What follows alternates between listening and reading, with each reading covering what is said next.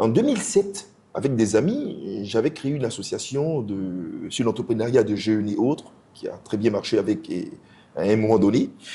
Et à cette époque, quand on a créé, c'était une ONG, une association, ce n'était pas une entreprise.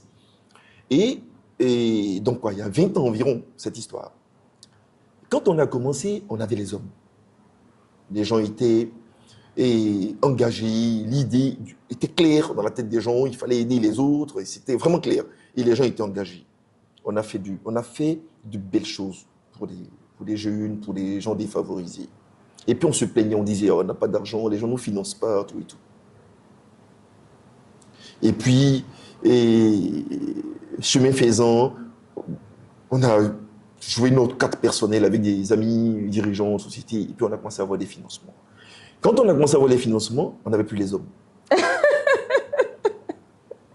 On n'avait plus les hommes parce que les gens qui, depuis 1, 2 ans, qui avaient donné du temps, de l'énergie et autres, c'était déjà essoufflé à un moment donné. Et 3 ans après, quand on a commencé à avoir des financements avec des entreprises comme Socobin qui existait à l'époque, qui faisait les cadeaux des enfants et autres, au passage, je dis merci à l'ancien DG, qui nous avait accompagnés là-dessus, et puis, bon, qui n'existe plus maintenant, hein, l'entreprise n'existe plus, et puis d'autres entreprises qui nous avaient accompagnés, je me souviens de mon ancien directeur général Georges Fakouri, qui nous avait accompagnés financièrement et autres, mais quand on avait l'argent, qu'on n'avait pas les hommes, on n'arrivait pas à mettre en œuvre nos projets. Ça veut dire que l'argent sans les hommes, ça ne marche pas. Exactement. Et c'est valable pour une entreprise, pour un entrepreneur. Vous avez l'argent, vous n'avez pas les hommes pour porter, ça ne marche pas. Et c'est ça qui explique les casses dans le secteur des PME et autres. Donc, poser mal le diagnostic nous amène à dire souvent des choses qui ne sont pas correctes. Et même quand elles sont correctes en termes de chiffres, mais elles sont mal présentées. Donc, ça donne le sentiment que, bon, peut-être que l'État ne fait rien, tout ça. Avant de donner l'argent à un entrepreneur, il faut le former. Oui.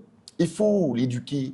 Il faut, comme on appelle, être sûr qu'on a les compétences humaines et autres. Parce que, il y a quelques mois, on n'est pas amis, mais on échange sur les réseaux sociaux par personnalité posée. Vincent Cadio qui a fait un post pour dire la génération actuelle n'aime pas travailler, ils sont paresseux, tout et tout. Ça fait une tollée, les gens m'ont parlé. Et moi, je me souviens, j'ai fait un petit commentaire pour dire, mais vous savez, aujourd'hui, la difficulté d'une entreprise, c'est d'avoir des travailleurs qui ont envie de travailler. Oui, oui.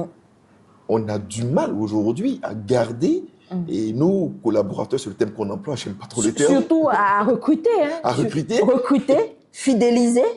Voilà. On a du mal à faire ça. Et vous imaginez pourquoi?